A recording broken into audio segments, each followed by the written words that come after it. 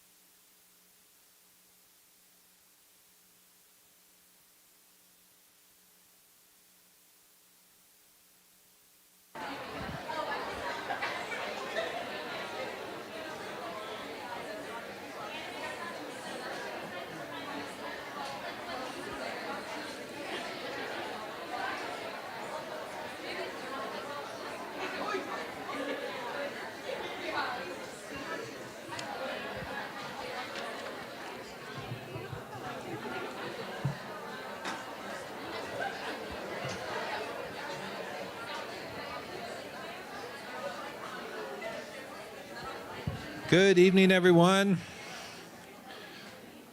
Thank you so much for joining us tonight. This is a fantastic turnout.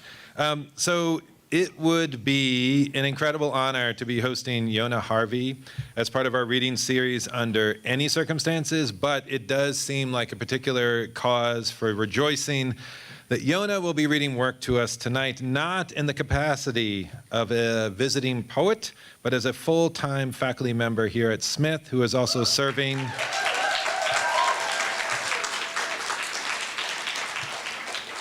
It's such happy news that Yona's here. Full-time faculty member here at Smith, who's also serving as this year's Cromwell poet, which also seems very fitting. Yes, Yona.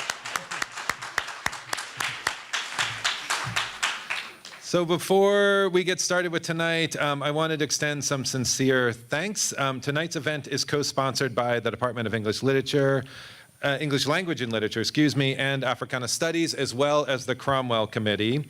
I also want to be sure to extend words of enormous gratitude to the Tammis Foundation, whose extraordinary support of poetry and whose gift to Smith College allowed the English department to hire Yona Harvey. So we're deeply grateful. In terms of the structure for tonight, I have the honor of introducing Yona, and then following her reading, Yona will be in conversation with Tiana Clark. And then following their Q&A together, Yona will be signing books right there at that purple tablecloth. As always, we are grateful to local independent bookseller Broadside Books. They are here, and they will be selling, I hope, both of Yona's books, Hemming the Water, and You Do Not Have to Go to Mars for Love. So make sure if you didn't pick one up on the way in, they will still be available after the Q&A, and you can still get Yona to sign one. I want to thank our tech team, Dan, Tom, and Jeff. Thank you so much for making tonight's event available online, and a special hello to everyone who's joining us online as well. If you could please remember to silence your cell phones, that would be great for tonight's event. And then English 112, I think you know this now, but just a reminder, there will be more QR codes at the end of tonight. I know there's been a little bit of bottlenecking, but there will be more QR codes spread out towards the back and also on the intern table. So it should be pretty easy to scan that and get checked in for tonight.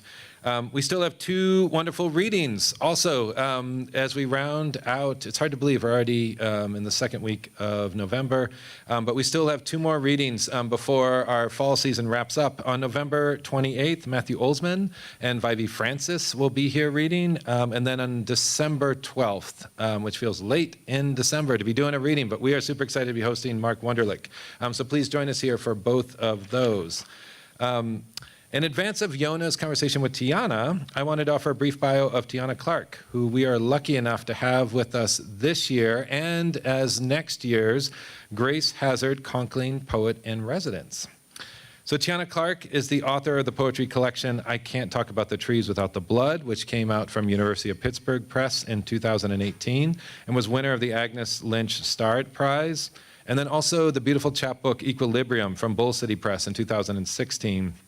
Which was selected by Afaa Michael Weaver for the 2016 Frost Place Chapbook Competition.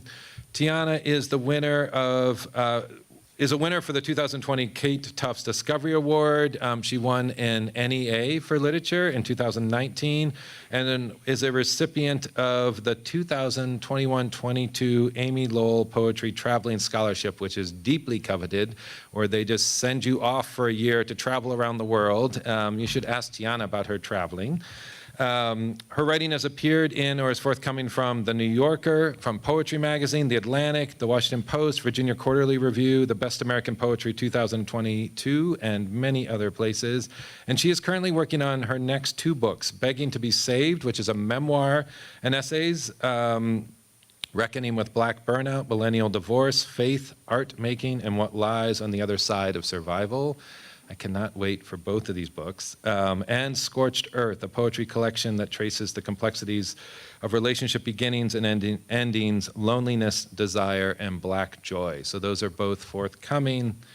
And it's going to be an amazing conversation to have after Yona's reading between Tiana and Yona. And now it is my absolute pleasure to introduce my colleague and friend, Yona Harvey. There is so much jaw-dropping slyness taking place in the opening poem of Yona Harvey's rapturous second collection, You Do Not Have to Go to Mars for Love. The poem is called, quite simply, That, and begins with a short invocation of personal details, including the fact that the speaker grew up with pickles and slept in an attic decorated in 1980s pop icons Cameo and Chaka Khan. But something new comes alive in the poem's language at the mention of Chaka Khan, and we slip seamlessly from factual details to a gorgeously surreal description of the singer's lips that are, according to the speaker, less like literal lips and, quote, more like a kiss, if a kiss could walk when it came to life. Right? Well, I wanted that, the speaker tells us baldly, before ending the poem with a quick crescendo of desire that pivots to the perspective of the family members living below the speaker's attic enclave. And these are the ending lines. Quote, nobody knew what I was thinking up there, though maybe they wanted that. That. And what exactly does the poem's concluding that signify? Most literally, it seems to denote the wide gap between the speaker's family and her cloistered surges of imagination. But the dual repetition of this word at its ending and its use as the title insists there's much more at play here. My English 112 students well know I can get all wound up about a single M dash in a line of Yona's poetry, even in a true failure to read the room on Halloween night last week. And in this case, I hope you'll share my excitement about Yona's use of this definitive article. On the one hand, there's something quietly thunderous about this everyday word, that, which serves as an encapsulated repository for personal desires and, by virtue of its repetition, an underscored and defining memory. At the same time, though, it's as if the signifier can't quite bear the weight of what it's being asked to signify, and its repetitions begin to reduce this familiar word from an act of language into a thwack of mere monosyllabic sound, one seemingly designated not by letters of any alphabet, but a suddenly unfamiliar cluster of serifs, curves, and lines. So those are a few notes on the first word of Yona's book, and now I will discuss the second word. Okay, so maybe there's not time to work through her collection word by astonishing word, but I will say that these acts of interrogation of both language and personal narrative take place all through You Don't Have to Go to Mars for Love. In the very next poem, we encounter the dizzying repetitions of Segregation Continuum, a piece indebted to the work of civil rights activist Ella Baker, as well as visual artist Glenn Ligon. And its dialogue with the work of Ligon, whose artwork frequently incorporates words and phrases, the poem locks into a repetition of claims as a means of contending with, or perhaps even being mimetic of, America's perpetual acts of racism. But whereas Yona's poem shares with Ligon's work an obsessive circularity that begins to strain the reader's sense of words as efficacious tools, it refuses to devolve into illegibility, as Ligon's thick layering of words often does. Instead, the poem concludes with a cathartic resolution that references with startling simplicity the Montgomery, Alabama bus boycott and the choice, quote, to walk rather than take the bus. One can trace similar patterns all through Yona's work. Read a poem by Yona Harvey, and you will find an exhilarating drive to interrogate through irony, understatement, repetition, caesuras, fracturing, rupturing, naming, omissions, and, yes, hot damn M-employment, the ways in which language might be capable of serving as a means of conjuring and contending with both our personal desires and our deeply imperfect world. And then simultaneously, Yona's polyphonous, shape-shifting poems refuse to look away and insist on finding a voice for the moments of rapture, racial injustice, love, and loss that fuel them. In addition to You Do Not Have to Go to Mars for Love, Yona Harvey is the author of Hemming the Water, winner of the Kate Tufts Discovery Award, and she also co-wrote with Roxane Gay Marvel Comics' World of Wakanda. You should all check that out as well. And Black Panther and the Crew with Ta-Nehisi Coates. She is the recipient of a Guggenheim Fellowship, a Japan Creative Artist Fellowship, and no small feat at all, was the first Black woman to write for the character of Storm in the X-Men. She is also, and I cannot help but repeat once again, a full-time member here at Smith College, serving as the first ever Tammis Day Professor of Poetry. My own feelings about Yona being here full-time on campus can best be summed up by the poet Jericho Brown, who, when I mentioned to him last year that we had hired her, let loose with a shrieking whoop of joy. That. Because what other signifier in response to that news could there be? Please welcome, with your whoops of your own making, Yona Harvey.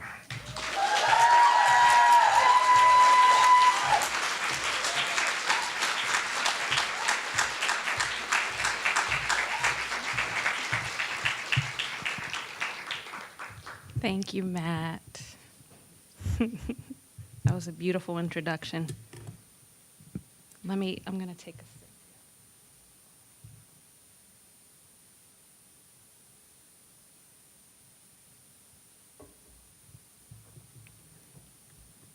Thank you for being here. Wow. I'm going to read this Lucille Clifton poem first. Cromwell, poet. Okay. I am not done yet. As possible as yeast, as imminent as bread, a collection of safe habits, a collection of cares, less certain than I seem, more certain than I was, a changed changer. I continue to continue where I have been. Most of my lives is where I'm going. That's Lucille Clifton. Okay. She's the greatest. Okay, let me just make sure I'm paying attention to the time. Okay, before I get started, I'm just gonna get grounded. I'm grateful to my teachers. I'm grateful to you. I'm grateful to my teacher, Adama, who teaches me to begin in gratitude. I'm grateful to my teacher, Elizabeth Clark Lewis, Angela Jackson. I'm grateful for poetry. I'm grateful for the people in this room. I'm grateful for Smith students. I'm grateful for the faces who are around the dinner table this evening. I'm grateful for physical and mental energy. I'm grateful for my parents. I'm grateful for my ancestors. I'm grateful for this calm. I'm grateful for the River Valley Sangha. I'm grateful for this breath. I'm grateful for this steadiness in the face of adversity. Okay. All right. I'm going to read that poem, That. I think this does not have to be right at my face, right? You can hear me pretty well? Okay. That. I grew up with pickles. I slept in the attic. Cigarettes, sheets, laced with smoke. The heat of my father's brother's old room. Larry Blackman painted for effect, and Shaka Khan's lips, more like a kiss, if a kiss could walk when it came to life. If a kiss could have hips and legs and ass, well, I wanted that. And if the colors could sweat and strip me down to my slip, well, I wanted that too. Nobody knew what I was thinking up there, though maybe they wanted that. And thank you.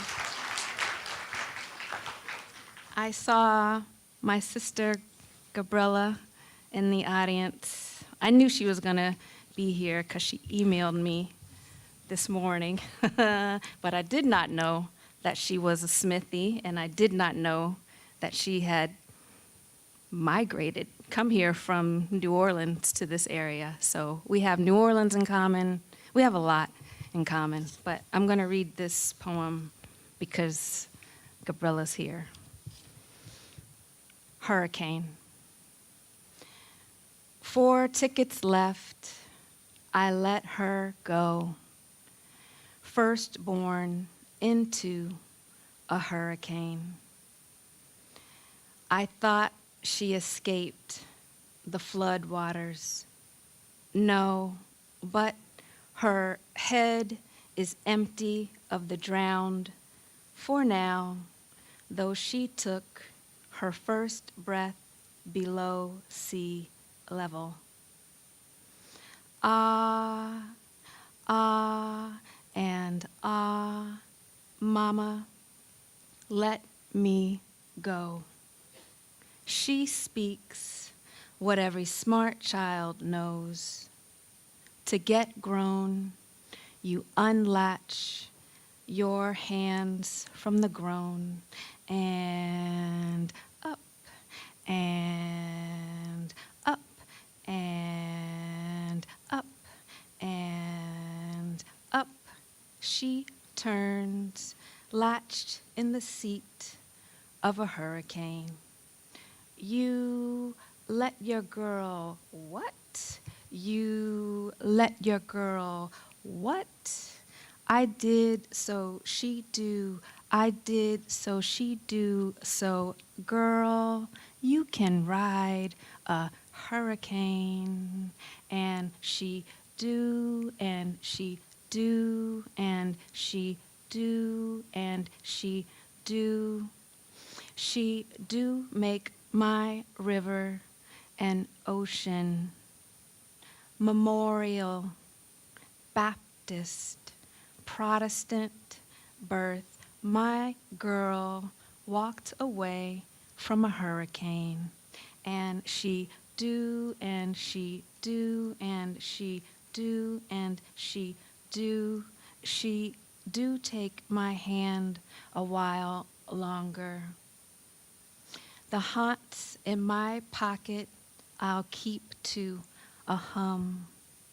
Katrina was a woman I knew. When you were an infant, she rained on you, and she do, and she do, and she do, and she do.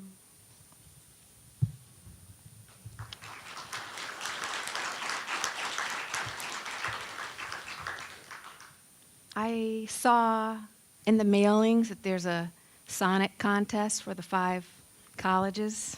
I think it's the first ever sonnet contest. So I'm going to read this sonnet, one sort of, kind of, maybe conventional, although that never really works for me. I can never really stick to the rules. And then I'll read another one that's sort of a sonnet that kind of, I don't know, hops the rails. Okay, so sonnet for a tall flower blooming at dinner time. Southern flower, I want to quote the bard, to serenade you, to raise a glass to you.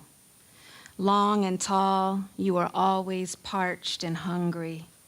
You wobble in strong winds, you puff your bright hair when it rains. You toss off the lint of dandelions. You lean into the evening haunts with your indifferent afro. You were born in the old world city, the invisible dark girl city, the city that couldn't hold a candle, a straight pin, a slave owner's sins to you. You are the most beautiful dark that hosts the most private sorrows and feeds the hungriest ghosts. Okay.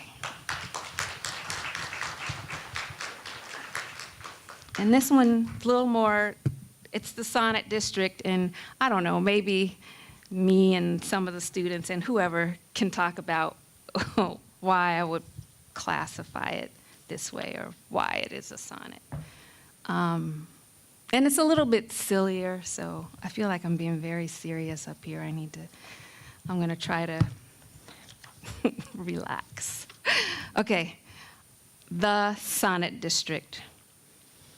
Stay woke, my ex whispered, easing into boxer shorts and skittering from bed sheets to back door, steeplechasing the furniture in less than 60 seconds.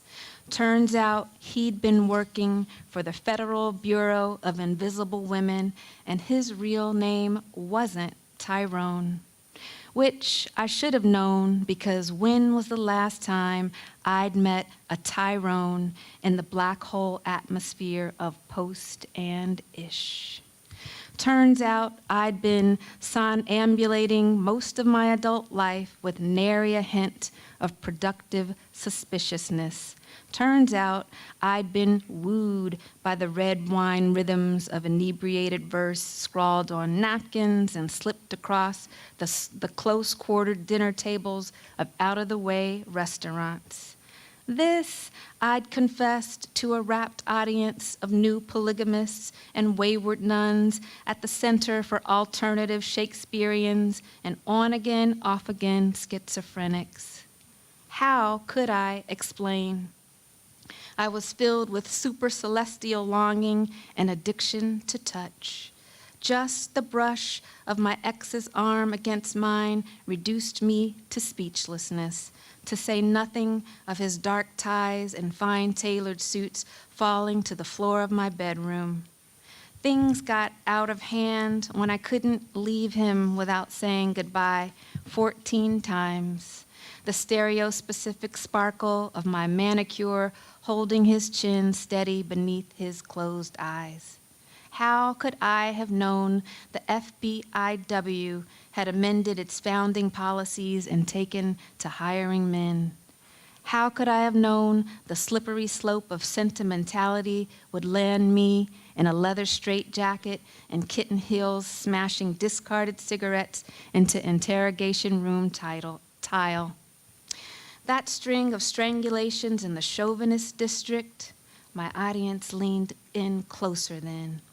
I can't call it, but you best believe there's a spiritualizing pattern coming into alignment, the dazzling intuition of my female species systematically undermined for the sake of a male leader. Of course, I stole my files to burn later. The guards were distracted by the swing of their own voices, all mistress's eyes and son. You best believe I peeped the conveniently placed escape hatch in the shape of a narrow couplet from where I sat. It didn't take a telescope to find that.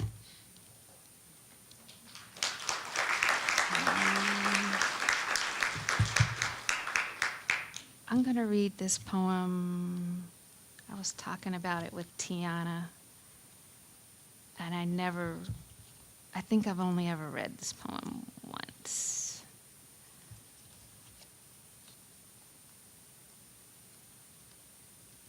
Hence, it is not labeled. Okay, all right.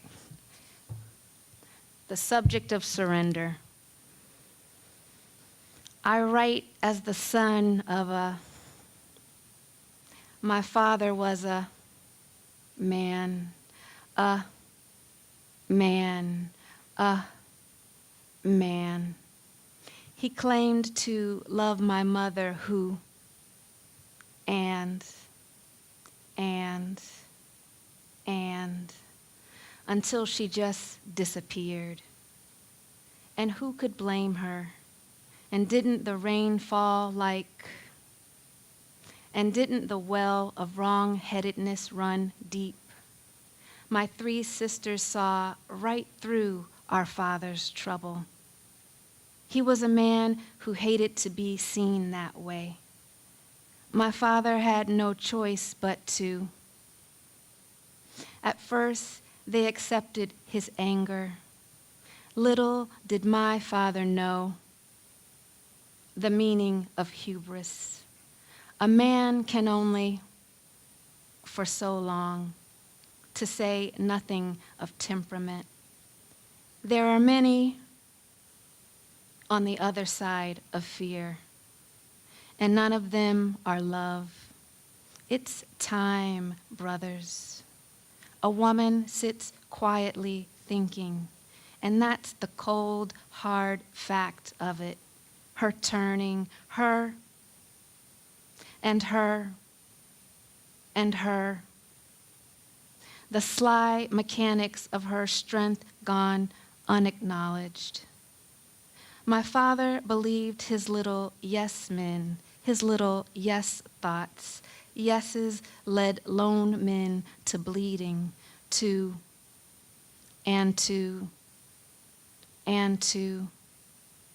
I will pay for what my father passed on,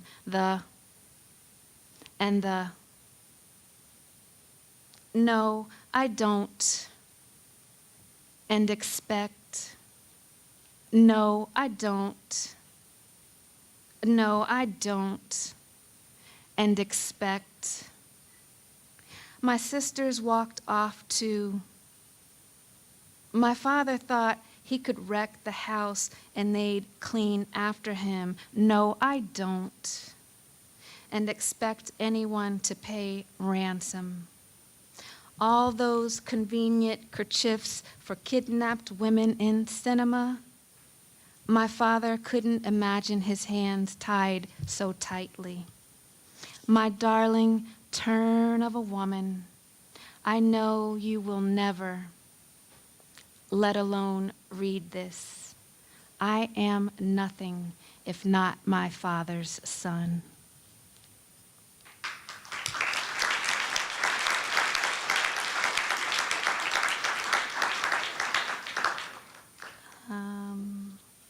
I'll go back to that. Segregation Continuum, after Ella Baker and Glenn Ligon. Layered in black on white canvas, we who believe in freedom cannot rest.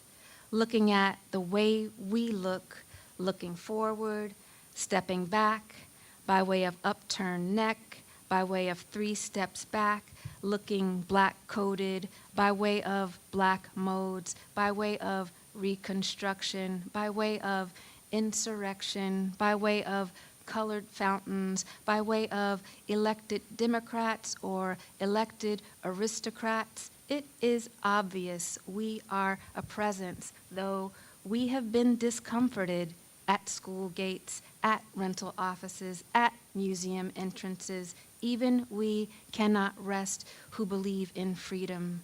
We are to some an irritant, an iresome, tiresome lot. We do not subscribe just because something comes out of a leader's mouth, out of the mouth of a tyrant. So we are too difficult. We are much too difficult. We are much too aware. We are much too marked. We are all that matter to us that matter. We are the most comforting present by way of nod, by way of pound, by way of sup. We are always fashionable when we do not try. We do not try to insult except when we do, but we do not hesitate to speak of the things about which we agree or disagree. We participate at the level of our thinking, by way of our thinking, by way of our mass expression. We who believe in freedom cannot rest where once hundreds and even thousands of we ordinary people had taken a position that made us very uncomfortable when we decided, for instance, to walk rather than take the bus.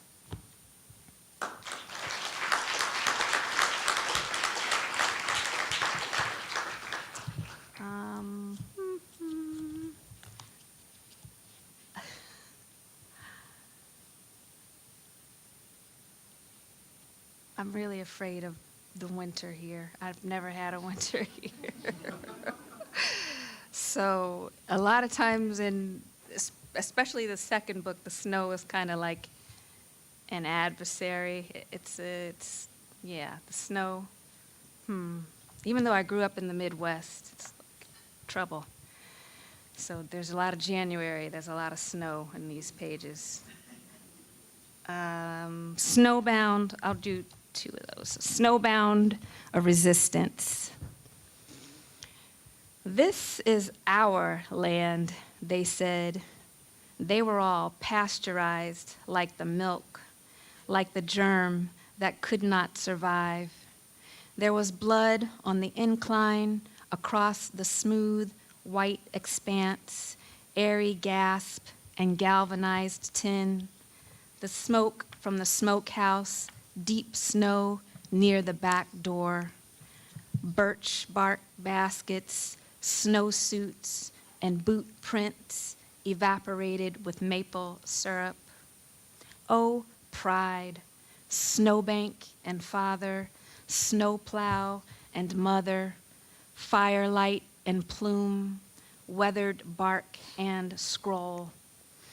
Drift into the kiln, then I'll rub your feet with snow.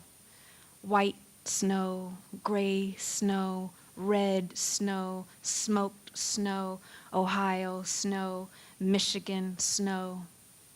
She lived constantly on the ragged edge of danger, a drifted over cornfield she sank deep into. If she could only picture the outcome, the end of the trek, the promise, what her people sometimes called the other side. Womanhood is a lost paradise. The slightest mistake could bring disaster. Down weakly in a snowbank, she slid into her own self.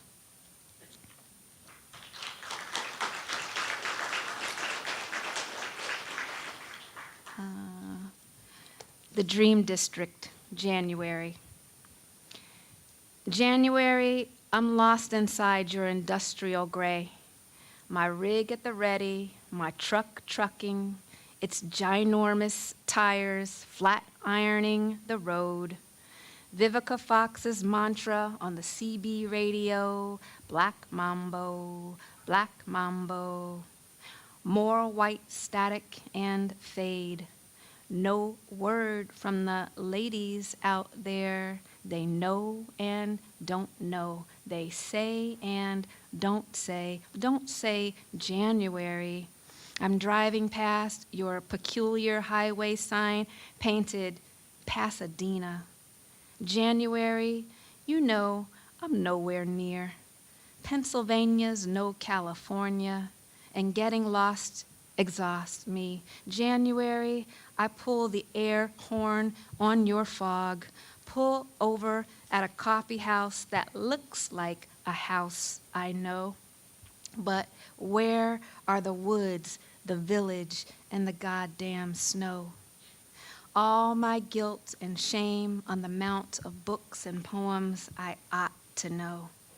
Now, honey, read this, the Tina Turner look-alike owner says, hands me her copy of an anti-fracking manifesto derived from ancient tea brewing rituals. And by the way, That's all we serve. No coffee at this coffee house.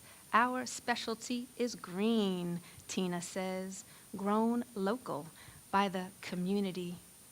All those T's and E's should put me at ease, but my bearings are lost. Where am I? Pasadena, Pennsylvania? Well, make it black and steep it long, I say. The day is wearing down on me. And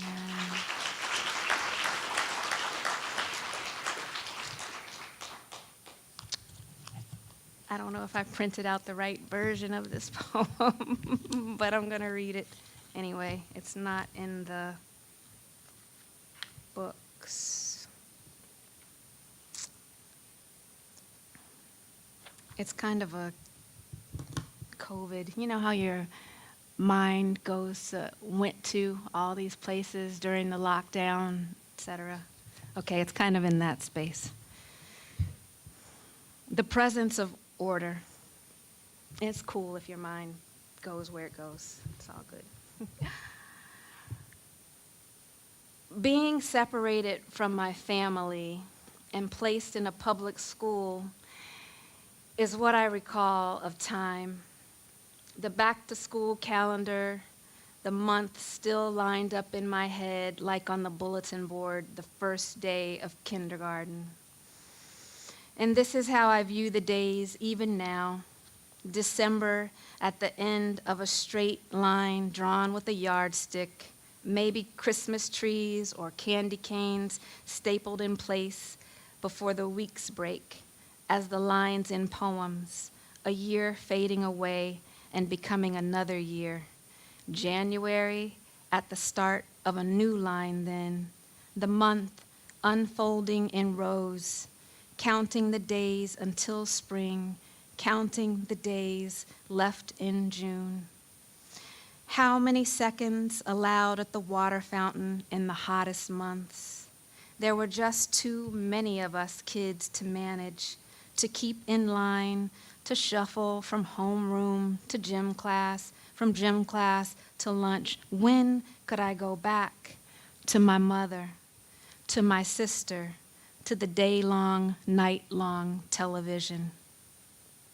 All I have left of my sister, I can fit into 2 storage containers, clear, rectangular, neutral as Switzerland or Canada, except not really, because I can see inside a red leather jacket and matching pants I'll never wear, but can't bring myself to get rid of.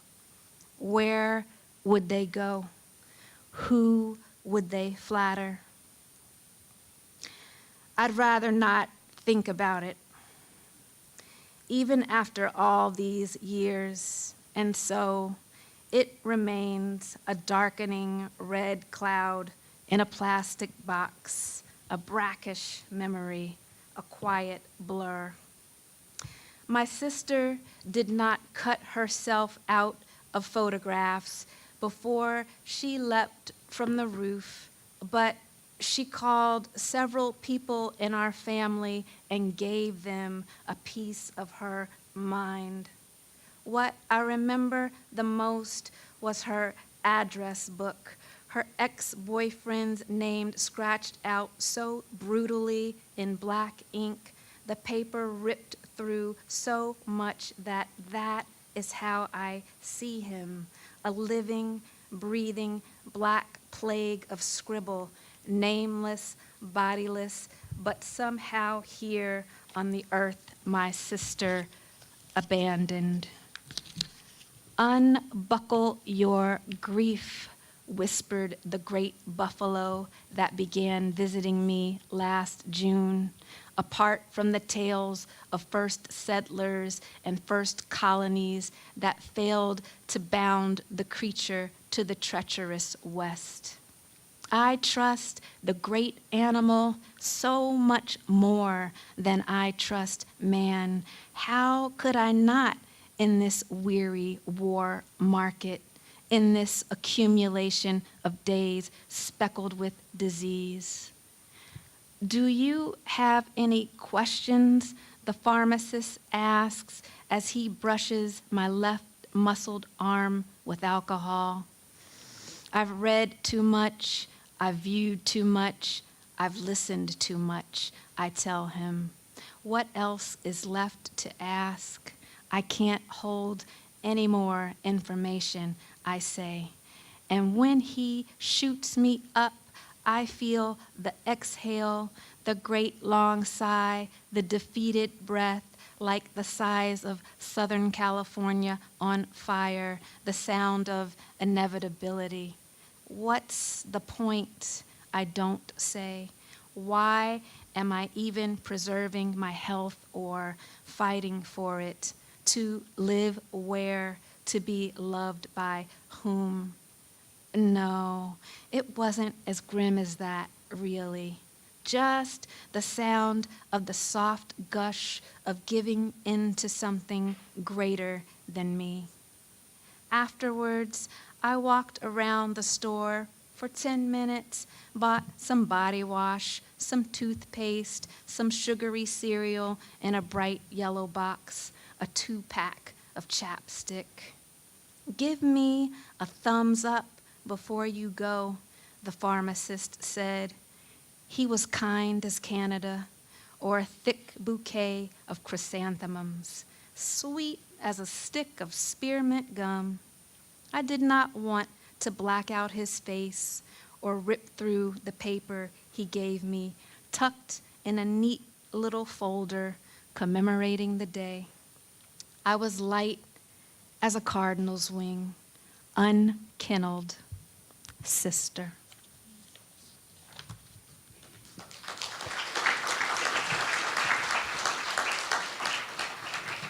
I feel like I should just read a little tiny poem before I step down from here.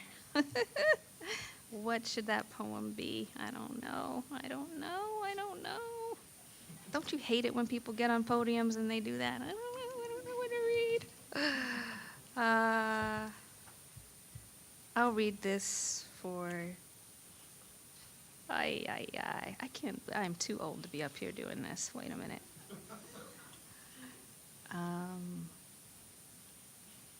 Now I'm being silly. Okay, I'll do this. I keep changing my mind. Oh, God. How do you end? How do you land this plane?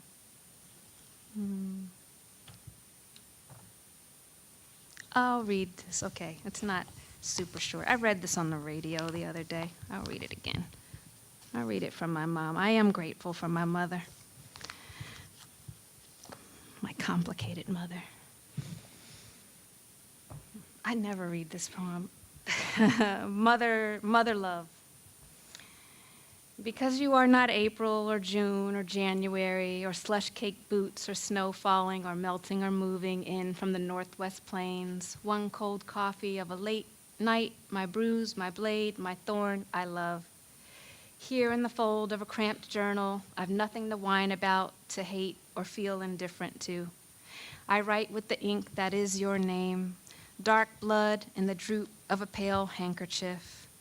When the baker runs her hands against the smooth flour and sugar tins with their satisfied lids, she is not like you. She is not your sewing machine in danger of falling over the edge. No, you're at least 13 clocks in the span of 2 rooms, each off by a minute or two. Lord, help me when they chimed. And so my love is awkward and ill-timed.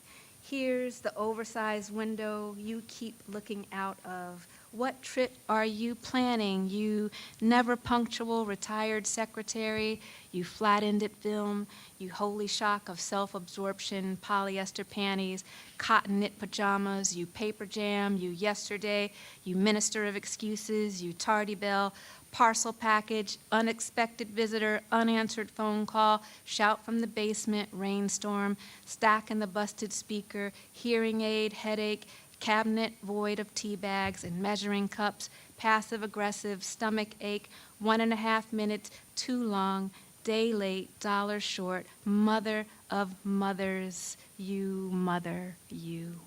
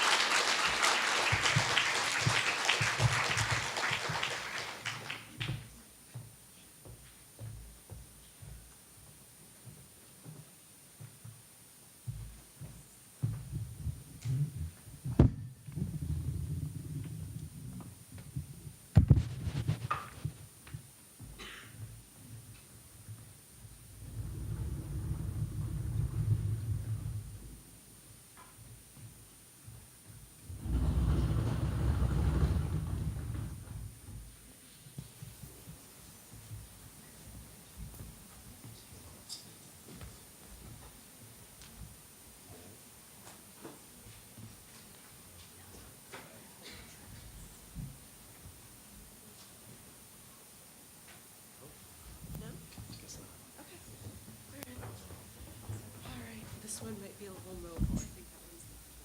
Okay, I'll put on the There's your water if you need it.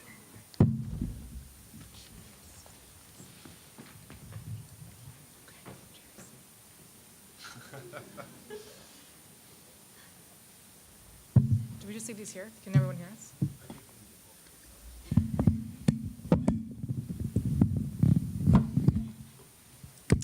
Wow, what a gorgeous, gorgeous reading. Can we give another applause to the incredible Yona Harvey?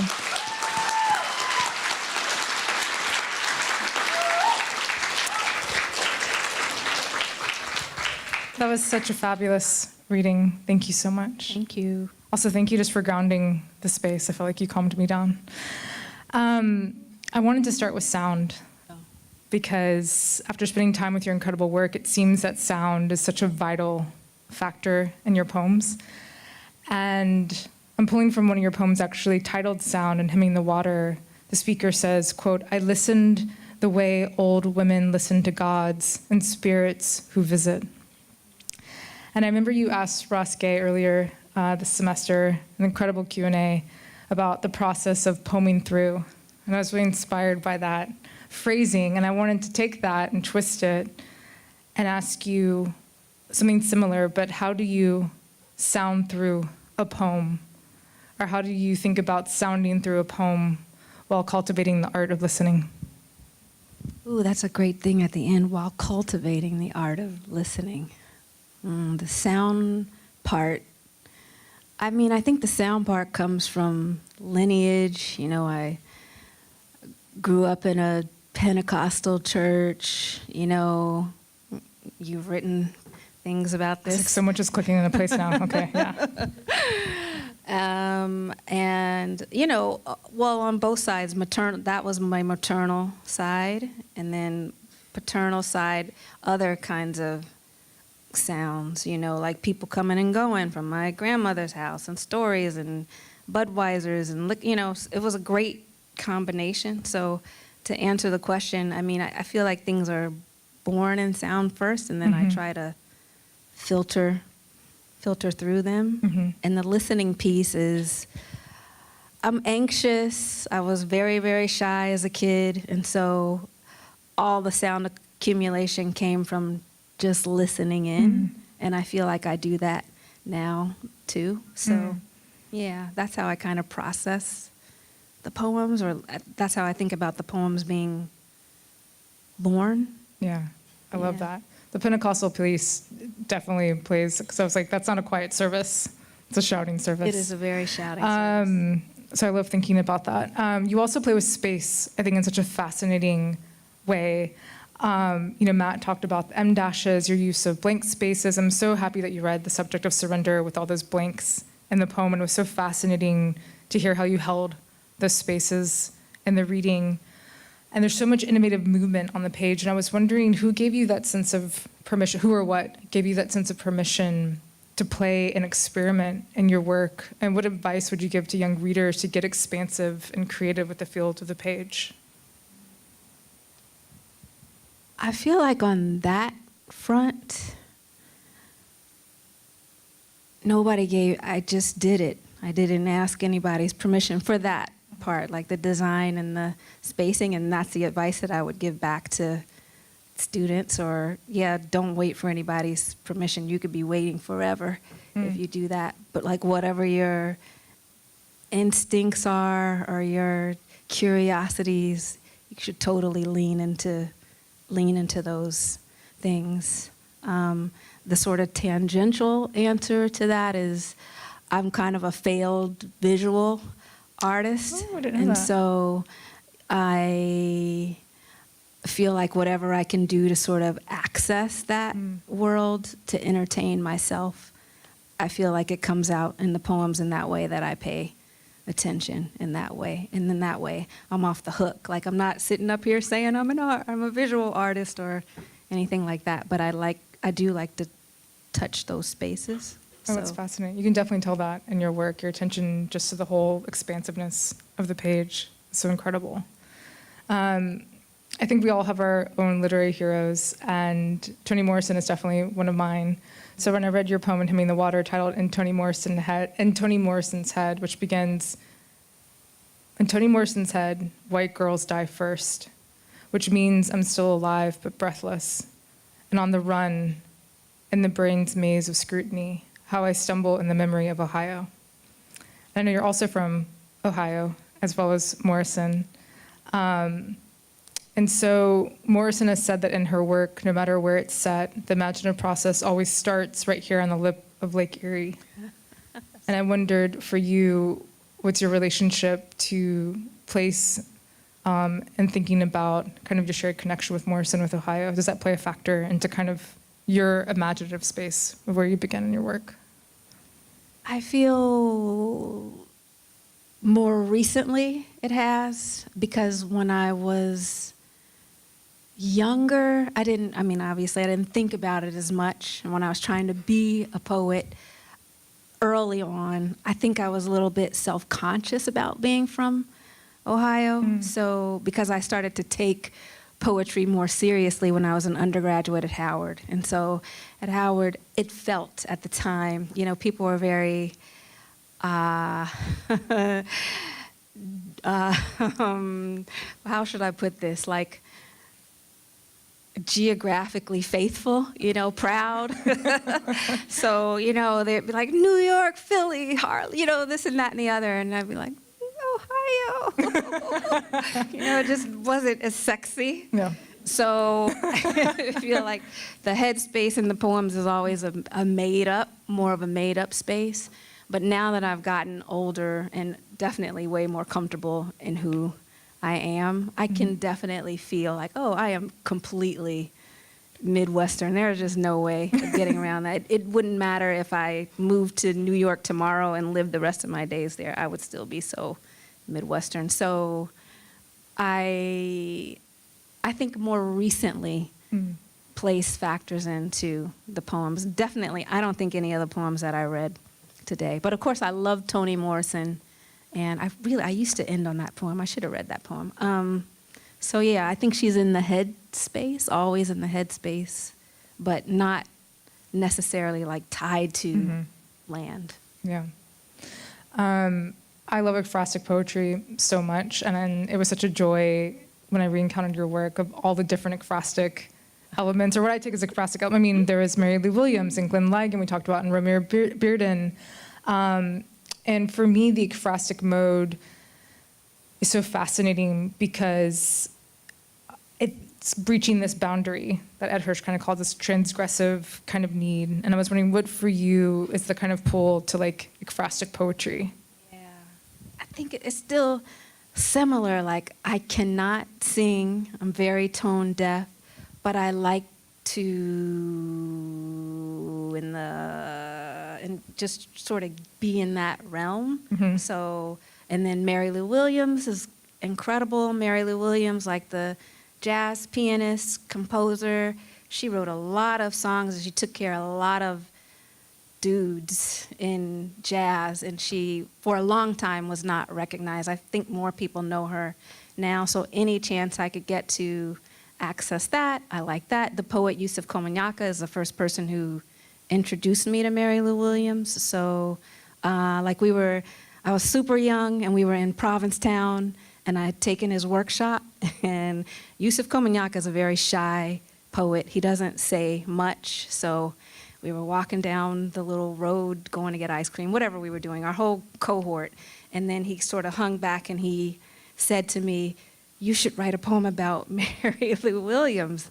And I said, "Okay." And then he kept going, and I was thinking, holy shit, I gotta go figure out who that is. And then the rest is history. That I did. I mean, it was like a gold mine. She's an incredible musician and composer. So trying to access that, be close to music, even though I have no musical gifts, being close to art, even though I feel far from that. It's just things, the things that you love, that you just want to keep in your life and in your work some kind of way. You just figure out how to keep them there. So Yeah. I love that. That's what I was doing. Also, if Yusuf Komunyak tells you to write something, you listen. Yeah. write it. Okay. Yeah. Tonight, definitely get Hemming the Water, Yona's first book. There's a wonderful suite called the Zodiac Suite, which is just taking Mary Lou Williams' work in a really, really fascinating kind of creation in Cinto. Incredible, incredible poem. Thank you. Of course, I have to ask about Marvel and the comics, which is so fabulous. And I know you're teaching the comics class this semester at Smith. I did not realize that Black women were not writing Storm. So when I read that, I was surprised and also not surprised. But she was created in 1975, and then what year did you start writing for Storm? 2016, I think. Yeah. Isn't that wild? For those not familiar with the great literature of Marvel, Storm is a superhero, descended from a long line of African witch priestesses. She can control the weather. She's badass. But what was that like for you to get that call that you were going to write, to be the first Black woman to write for Storm? It was very scary, intimidating, and probably not as overt as that. You kind of like were in the midst of it, and then you figured out later, like Marvel likes to do a whole lot of big, splashy publicity stuff. So yeah, it's good that I didn't really think about it at first, because I probably would have freaked out or fainted. But yeah, you just feel like you don't want to screw it up. Marvel fans are kind of intense, A little bit. So yeah. One question that I had, I can see the distillation from poetry to comics, shorter spaces, but I'm wondering, after writing for Marvel and thinking about comic books, what have you taken from the comic book world back into your poetry? If anything. Just kidding. Did we talk about this earlier too? Like more sort of sci-fi, imaginative, just get lost in it. Those types of qualities. I feel like, there's some sort of subtle fictional threads, I think, that are in there. And also just like speed. Even though I think I'm always going to be a slow writer, like take my time, but Marvel's, you're on a fast deadline, so there's that. And then just erasing Marvel, because you said comics, so I could just the way you can play around and manipulate time, and we can do that in poetry, but I really started to maybe obsess over that a little bit more, or think more consciously about that in a way that I had not before I started working on the comics, like making comics. Oh, it's so fascinating. I love that.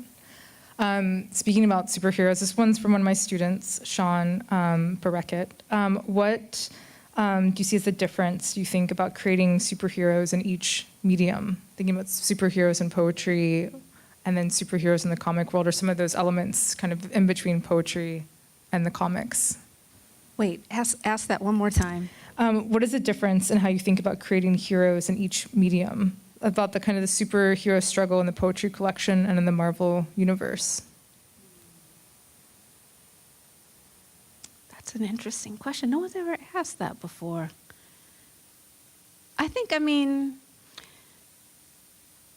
the ones in poetry are sort of already there. When you think about poetry, it's more like homage, at least, yeah. So things after Gwendolyn Brooks, for Lucille Clifton, or so there's that spirit, that way of writing. And then in with the comics, it's more like extending a sort of kind of legacy. If it's Marvel, yeah. I don't know. I have to think about that some more. Yeah. That's tricky. Yeah.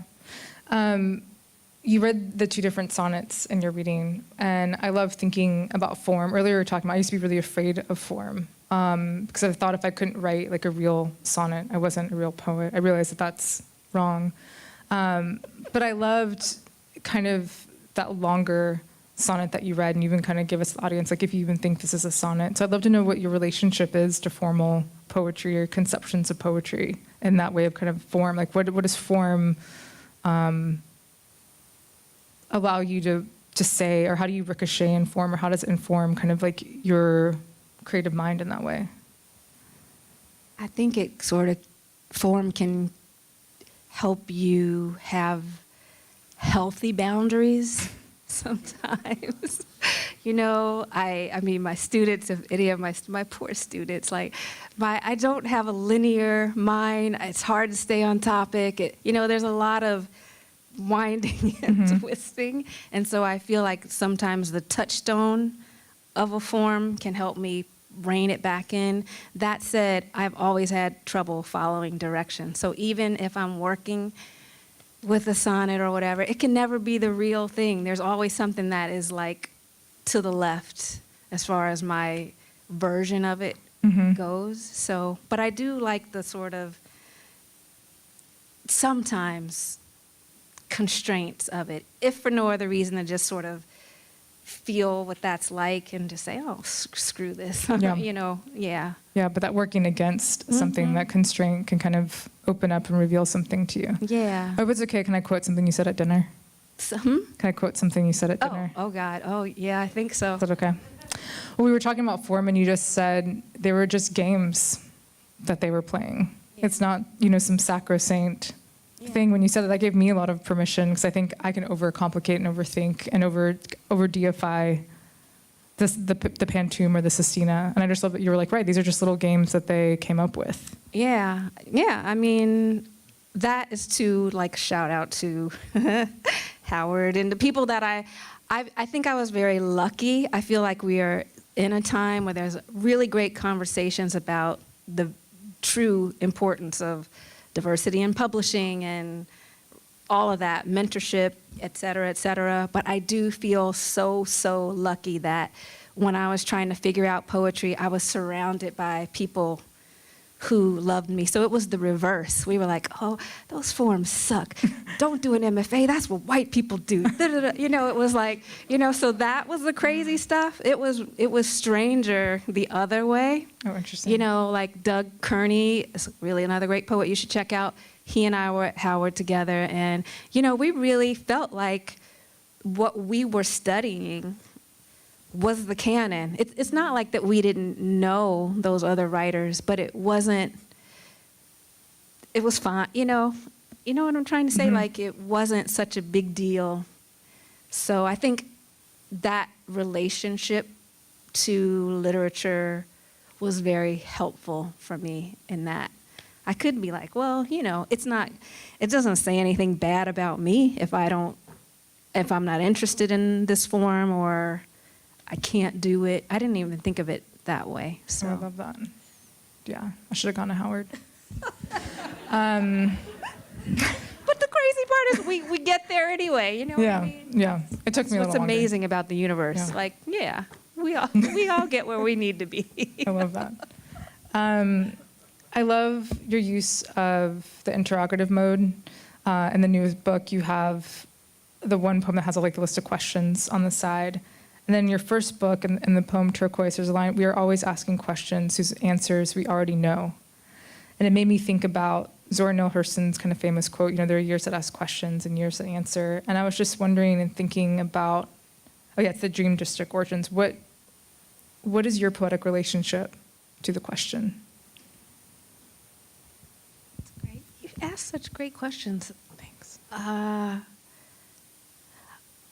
because I love, this is going to sound so corny, but I love, it's fun to not have everything figured out, you know? And I think that's probably, you didn't ask this part, but good advice for writers too. I mean, if you know everything already, what is even the point of writing the essay or writing the poem or doing the story? So I love that quality. And also, I mean, on the flip negative side of that is like procrastination. Like research is a way to procrastinate. So, you know, you just keep digging. And then sometimes you have to say, okay, you can't look up any more articles. You can't read any more poems by so-and-so and so-and-so. You got to just sit down and do the thing. But I do like the sort of digging and being new every time. I think that's the flip, like the loving side of writer's block, or the, not writer's block, the blank page. Like, oh, let's see what we can discover. Love that. So I told Yona I'd never read a comic book, but I did for her. And I loved reading through the comics that you wrote. And I just was it was so fascinating because when I was going through it, I shared this with my class earlier, I was like, I kept on finding these little snippets that read like poetry to me. No, I seriously did. I have to read this one part. You once told me that a man is shaped by the cages that keep him. Does that sound like the beginning of a poem? And I just, were you kind of sneaking poems in there? Yes, Okay. but I don't get the credit for that. Ta-Nehisi started that first. Oh, So okay. I feel like that is even maybe how we first were in communication about these, because I could see he was slipping in poems. And it didn't matter, like if the reader didn't know, it was fine. But I was like, wait a minute, that's.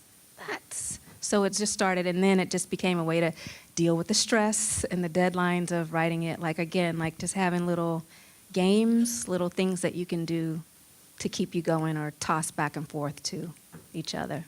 Oh, I love that. How was that working in a more collaborative process? Because I feel like often the time as a poet, so isolation, alone, right? But now you're kind of probably working with the whole team. What was that like? Yeah, I love that. That was completely new and so generous. It was very, you know, so yeah, I think that also spilled over. So now I'm like, oh, with so-and-so, let's do an accountability thing, or you send me a line, let's start a Google Doc, and you know, we'll put in X number of lines together. So it just makes it a little less stressful, a little less lonely. Yeah.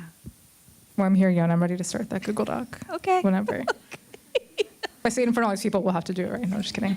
Well, thank you so much. We really enjoyed your reading, and thank you for your generous Thanks for your answers. questions. Yeah, Thank have a you. round of applause. Thank you, Yona. Will you say anything about the book signing? Okay. Yona will be signing books right over here. Yeah. Thank you. You're so smart.